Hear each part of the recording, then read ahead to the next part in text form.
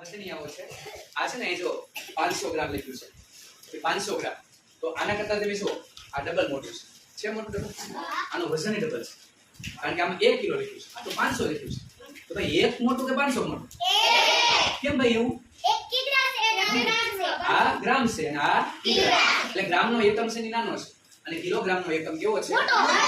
એટલે આ છે ને 1 કિલો જેવું વજન તમે કરશો તો તમને ખ્યાલ આવે મેં જોયું તો બધાને ખ્યાલ આવ્યો એનથી ડબલ કરો એટલે આવી